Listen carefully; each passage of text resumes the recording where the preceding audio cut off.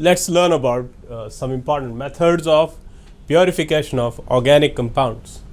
Methods of purification of organic compounds. First, I'll give the list of various purification techniques we make use of in organic compounds. Let's look at the list. Number one in the list is sublimation.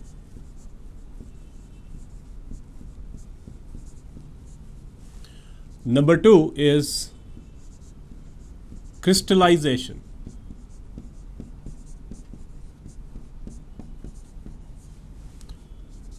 Number three is differential extraction. Number four is distillation. Number five is chromatography.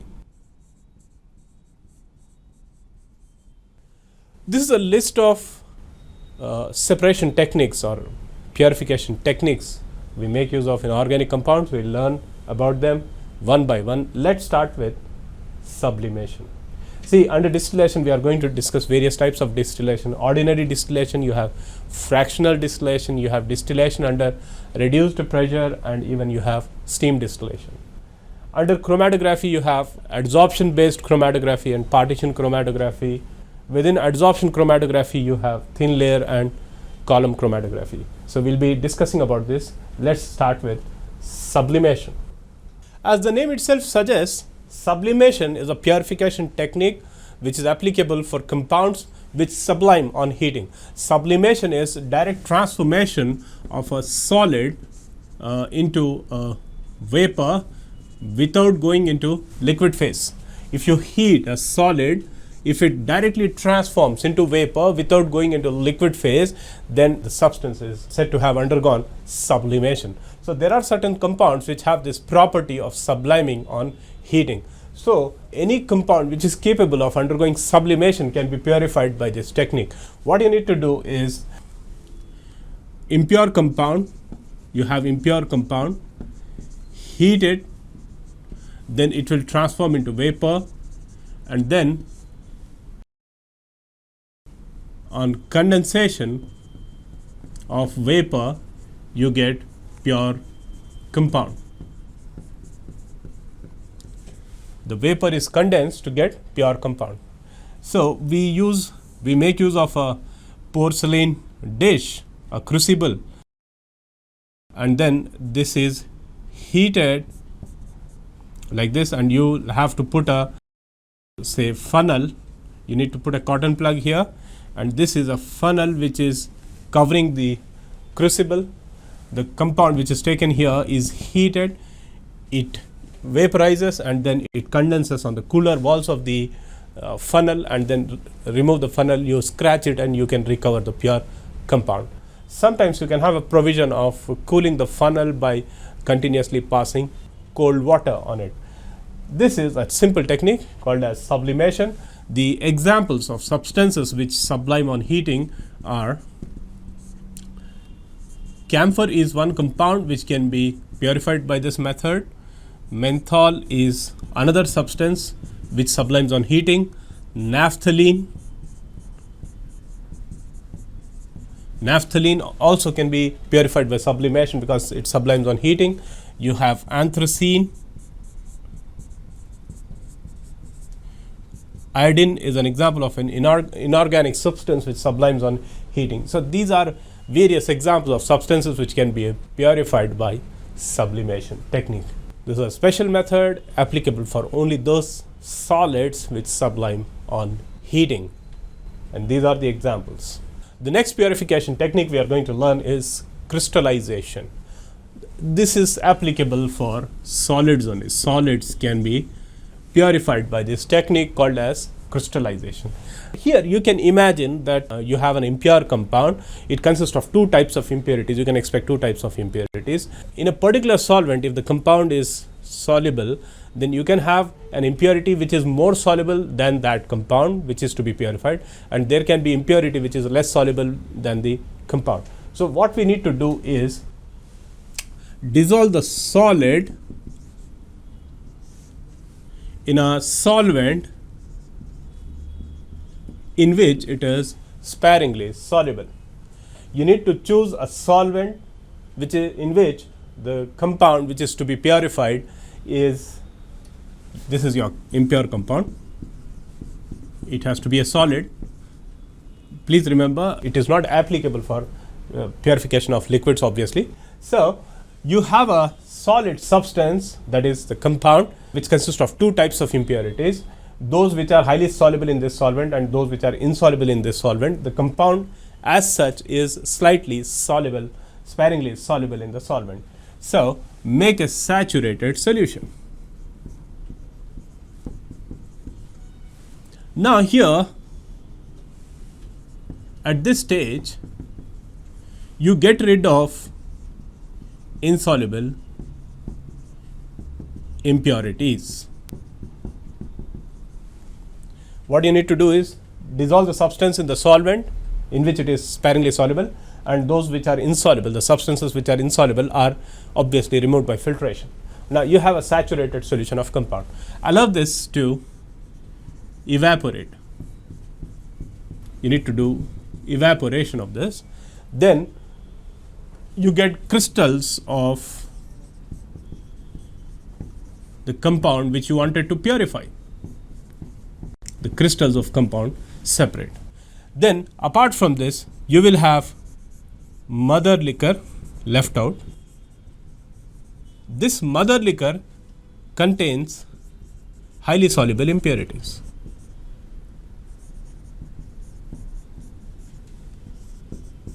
Mother liquor contains highly soluble impurities. So discard the mother liquor and you can recover the crystals of the compound. This is how you can get rid of two types of impurities, highly soluble and insoluble impurities. The technique is called as crystallization. If you do repeated crystallization, then it is possible to get high degree of purity of the substance.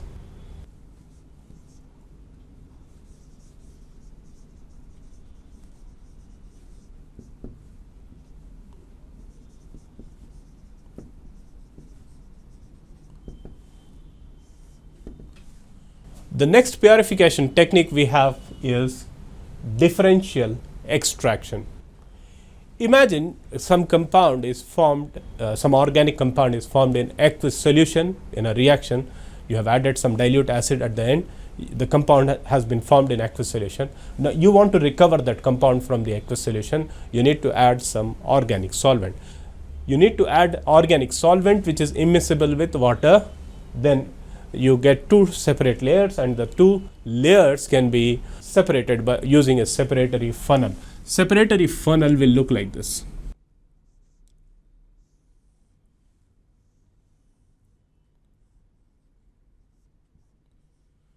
This is a separatory funnel. Now imagine you have a beaker in which you have some substance formed in aqueous solution. Then in this you add organic solvent. Select a solvent which is immiscible with water. This is aqueous solution of the organic compound. Add organic solvent, and then what happens, the compound from organic aqueous solution, it will go into organic solvent. You can transfer these contents into a separatory funnel and shake it. Put a stopper here and then shake it vigorously.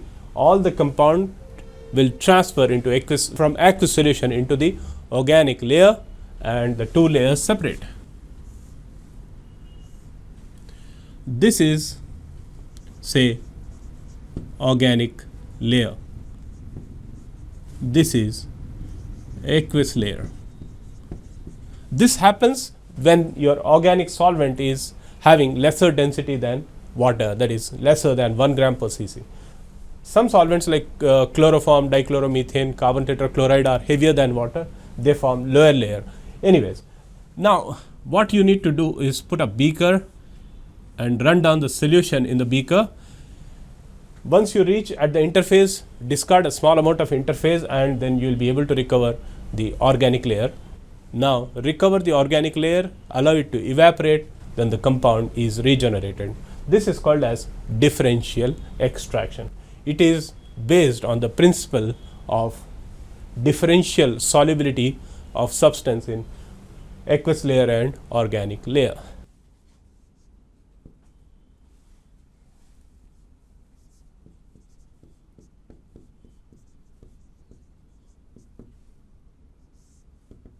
The next technique for the purification of organic compounds is distillation. See, distillation is a technique used for separating a volatile liquid from a non-volatile impurity. It can also be applied for separation of two liquids. So, in two ways you can use.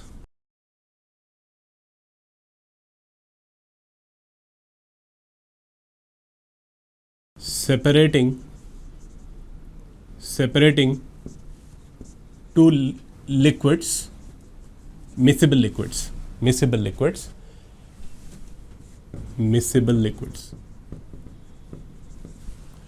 and it is also applicable for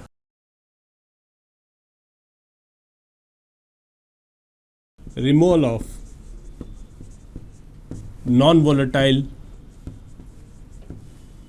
impurity from a liquid. In these two ways you can make use of this technique called as distillation technique. Here you need to heat the substance, it goes into vapor phase, the liquid on heating goes into the vapor phase, and then condensation, you get pure liquid. These are the stages. First you heat the substance, bring it to the vapor form and collect the vapor separately, allow it to condense, and then you get pure liquid free from non-volatile impurities. And if you want to separate two liquids, you need to maintain a temperature range. When low boiling liquid will come out first, then the high boiling liquid comes out. In distillation you have several types. I will show you one by one. Remember, ordinary distillation will help in separating two liquids if they differ in their boiling points by at least 30 degrees Celsius. Difference in boiling points should be around 30 degrees Celsius. If two liquids differ in their boiling points by say 30 or more than 30 degrees Celsius, then ordinary distillation will help in separating the two liquids. Right. But if the difference in the boiling points is less, then you will have to make use of a special type of distillation called as fractional distillation. Fractional distillation. Here we make use of what is called as a fractionating column. A fractionating column will look like this.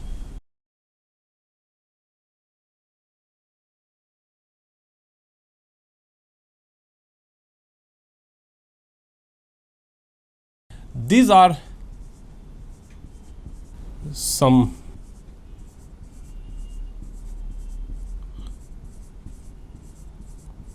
solid pieces, inert material. Now the vapor is going up. Now when the vapor is going, vapor of both the liquids A and B are two liquids whose boiling points are not that very different. Their boiling points are close. These are inert some solid inert substance. Inert solid which provides surface for condensation to take place. Now the vapor containing a mixture of A and B is rising above. Then When it rises above, it gets condensed on the surface of these solid pieces, and the liquid comes down. This keeps on going. The vapor is going up, it will meet with the liquid which is coming down. So the heat, the excess heat present in the vapor is transferred to the liquid which is coming down. So in the liquid, the more volatile component will again vaporize. So what comes here is the vapor of more volatile component. I mean, what comes here is the vapor of the liquid which is having low boiling point. And then it will get a chance to reach here. This is to the condenser. This will lead to the condenser, and it will get a chance to condense and separate as pure liquid. So this is a fractionating column. It is kept with it is a long column with hurdles in between, where which provides surface for condensation to take place, and there's a liquid which is returning, and the vapor which is going up. There's a heat transfer between these two, and the more volatile component will get a chance to once again become vapor. So what is accumulating here is the vapor of more volatile component, which will enter into condenser and get condensed. So this is fractional distillation technique applicable for mixture of liquids which do not differ largely in their boiling points. Another type of distillation technique is distillation under reduced pressure. As you know, boiling point of a liquid depends upon the external pressure. If you decrease the external pressure, boiling point of the liquid will decrease. So boiling point depends on external pressure. If the external pressure is maintained low, the pressure of the vapor on the liquid is maintained low, then the liquid can boil at a lower temperature. This method is applicable for those cases where the liquids have high boiling points and the organic substance decomposes at its boiling point or at a temperature below its boiling point.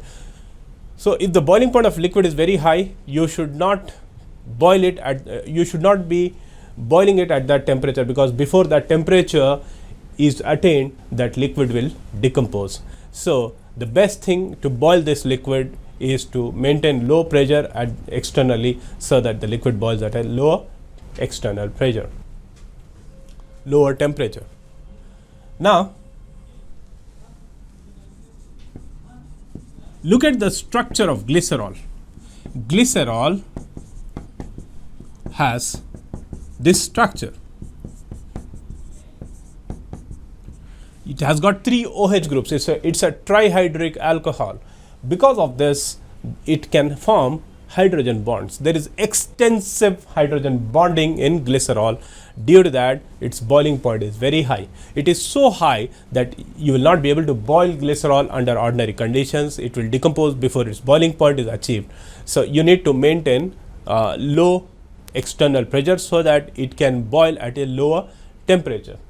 So glycerol from spent lye can be purified by this technique, distillation under reduced pressure. This is during saponification. When you put in the solid fat or in the liquid oil, you put sodium hydroxide, concentrated sodium hydroxide, you get glycerol, and this glycerol can be recovered by distilling the mixture under reduced pressure. So the technique is applicable for those compounds whose boiling points are high. How do you identify such compounds? Presence of polar groups, which is responsible for hydrogen bonding. Extensively hydrogen bonded substances have high boiling points, and such substances, if they are liquids, they can be purified by distillation under reduced pressure.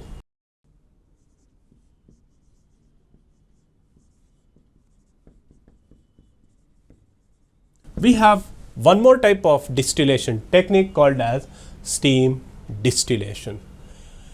Steam distillation. See, this is applicable for high boiling liquid. This is applicable for purification of high boiling liquid. It should be immiscible with water, and it should be steam volatile. That means when steam is bubbled into that liquid, it should evaporate.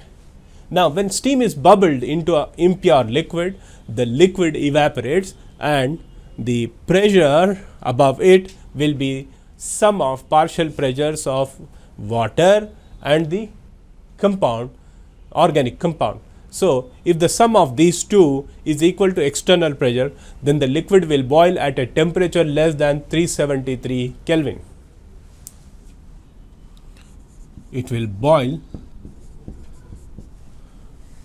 the mixture boils at a temperature less than 373 Kelvin.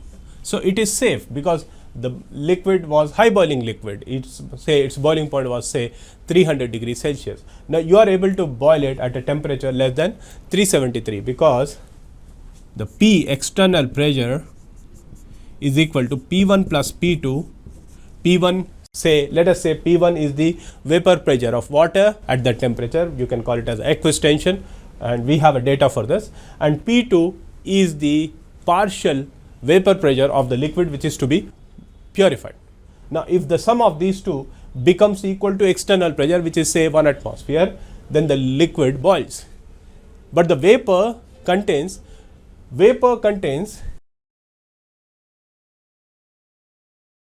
it will contain water vapor and organic compound. These two are present in the vapor.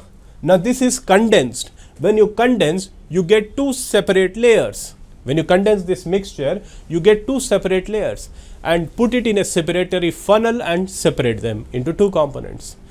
That is how steam distillation helps. So, please remember, steam distillation helps in those compounds which are immiscible with water and their boiling points are high. So you cannot afford to do ordinary distillation. So, and if they are steam volatile, then they can be purified by steam distillation. The vapor which is condensed consists of both water and the liquid which is to be purified. Now, these two, because they are immiscible, they form two separate layers, and the two layers can be separated using separatory funnel. Aniline, nitrobenzene. Aniline can be purified by this method. Nitrobenzene can be purified by this method. Orthonitrophenol can be purified by this method. The condition is the substance should be immiscible with water. The next method of purification we are going to discuss now is chromatography.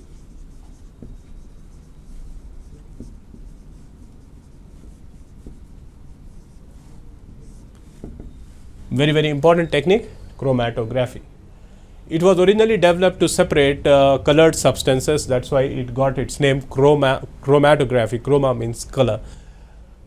Now, nowadays it is being used for separation of even colorless substances. Actually, it helps in three different ways. One is it can be used as a purification technique. It can be used for separation of two components.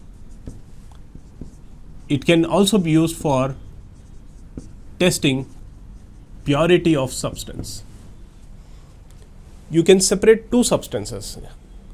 See, impurity we call impurity to that substance which we are going to discard, a trivial substance.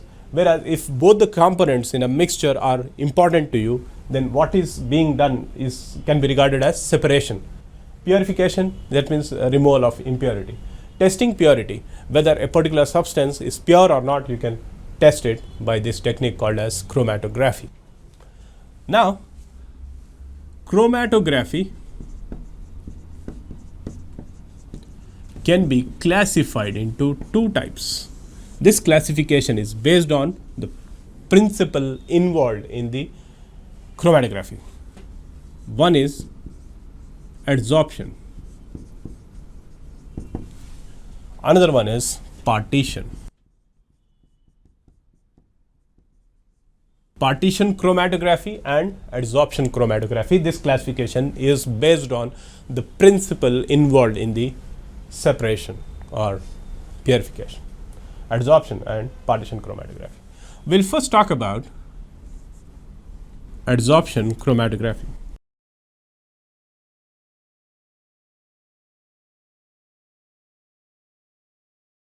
Adsorption chromatography.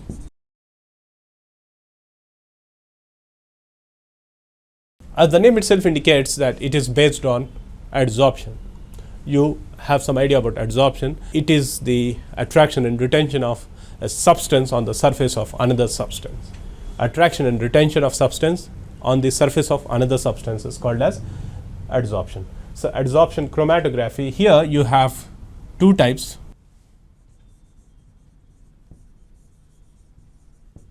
Before I talk about the types of adsorption chromatography, I would like to tell you that here you deal with two substances. One is the stationary phase and the other one is mobile phase. Stationary phase and mobile phase. Stationary phase is generally a solid or sometimes liquid also, and the mobile phase is generally a liquid, a solvent, a suitable solvent. And the compound which is to be purified is applied on the stationary phase, and you go on putting some solvent, and then this solvent will carry the compound along with it, and we exploit the difference in the rate or at which the compound moves and the impurity moves in the stationary phase. Anyway, let us look at the two types. Number one is column chromatography.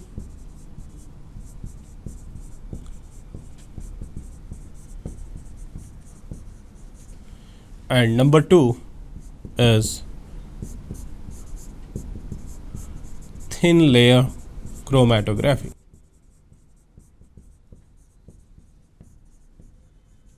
Here we will be using abbreviation TLC. TLC stands for thin layer chromatography. So we will learn one by one what is column chromatography and what is thin layer chromatography. Let us start with column chromatography. Column chromatography. Here we make use of a glass column which is provided with a stopcock at the bottom. This is the stopcock. Here we put a cotton plug. This is cotton plug, and it is packed with stationary phase. This is the stationary phase. It is basically an adsorbent. It can be silica gel or alumina. This is stationary phase. It is the stationary phase. Right.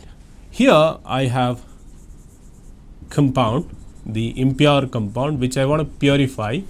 Okay, is placed at the top of the stationary phase, and from this I'll add a suitable solvent. Again, here I need to choose a solvent in which the compound is sparingly soluble. I can use a pure solvent or I can use a mixture of two solvents. Imagine there is a solvent where the compound is almost insoluble. There is another solvent in which the compound is highly soluble. So I can mix these two and bring the solubility to such a level that it becomes partially soluble or slightly soluble. Now this solvent is run down. It will come down through this silica gel or alumina through the stationary phase, and along with it, it will bring the compound as well as impurity. It is bringing it down and I have a beaker to collect the liquid which is coming down. Now the rate at which the compound and the impurity flows down will be different, because no doubt they get dissolved in the solvent, but they also get adsorbed on the stationary phase.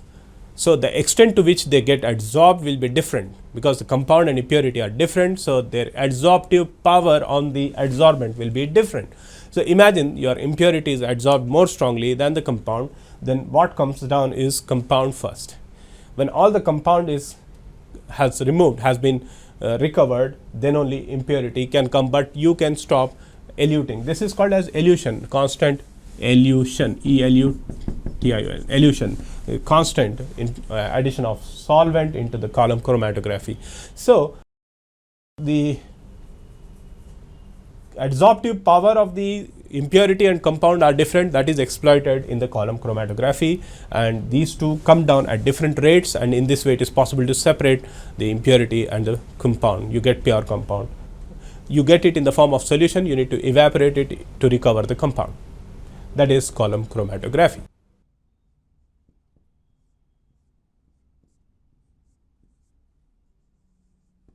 Now, let us see what is thin layer chromatography, abbreviated as TLC, thin layer chromatography. Here we take a glass plate and this is coated with stationary phase silica gel. It is coated with about 0.2 millimeter thick layer of silica gel. It is coated with silica gel. A glass plate, it's a glass plate coated with silica gel. This is basically used to check the purity of substance. I told you there are three ways you can make use of this. So, thin layer chromatography is very often used for testing purity of substance. Let us see how it is done. So, this is a glass plate which is coated with silica gel, which acts as a stationary phase. Now, you will have to spot a small amount of compound at about at near the bottom of the plate at a distance of say about 1 centimeter or 2 centimeters from the bottom.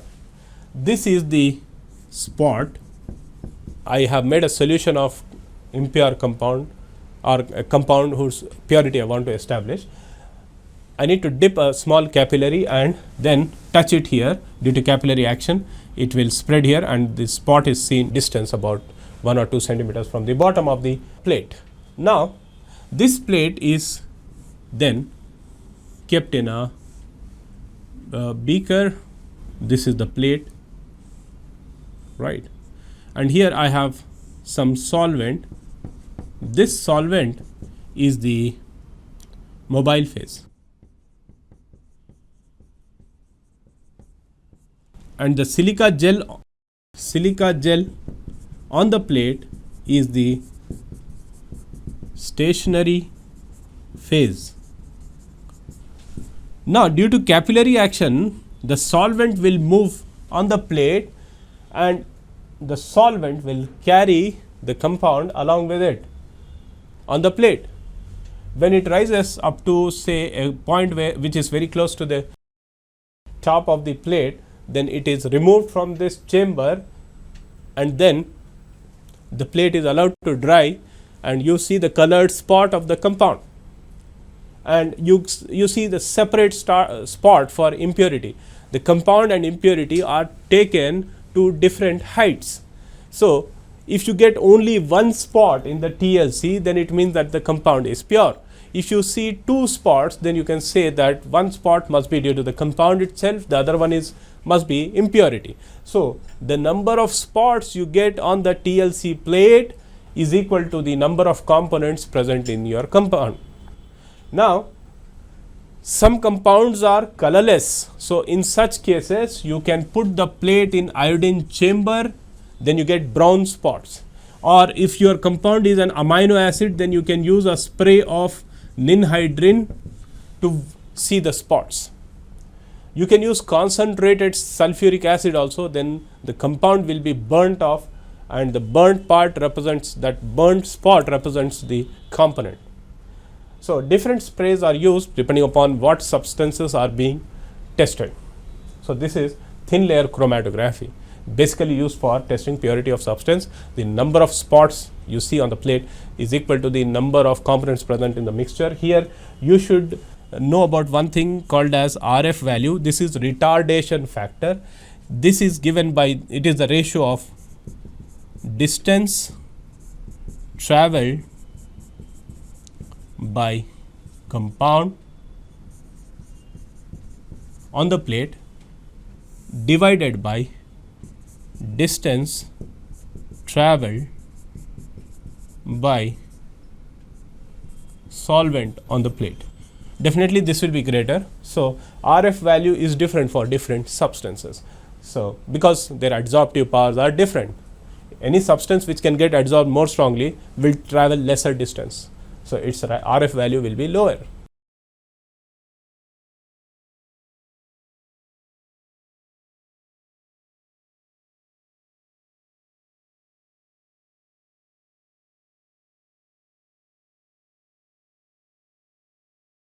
Let's learn about paper chromatography, which is based on partition. It's a type of partition chromatography.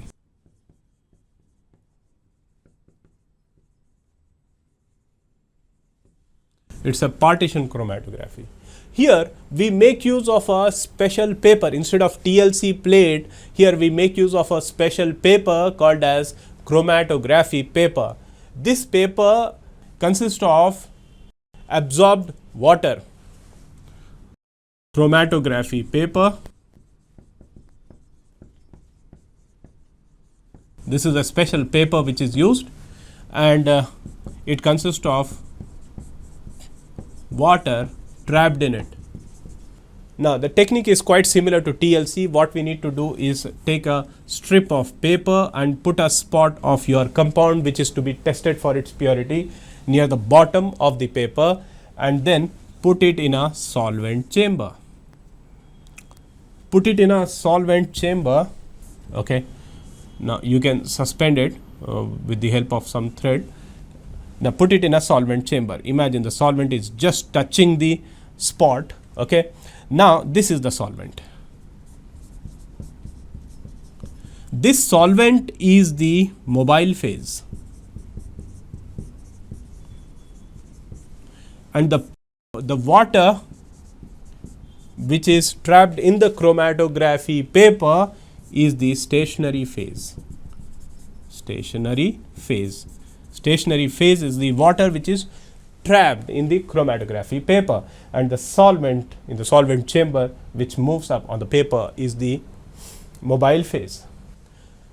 Now there is always a partitioning of the compound between the mobile phase and the organic phase, and based on that the distance traveled by it will be decided. So if a spot moves up to here, right, and there is another spot which has moved up to here, then you can say you need to develop it in the same manner as you have done it for TLC. Then if you observe two spots, then you can say that there are two components in the substance. If you observe only one spot, then it says that there is only one substance in the sample and it is a pure substance. So that is about paper chromatography. So with this we have come to an end of this unit, that is purification techniques useful for organic compounds. Thank you.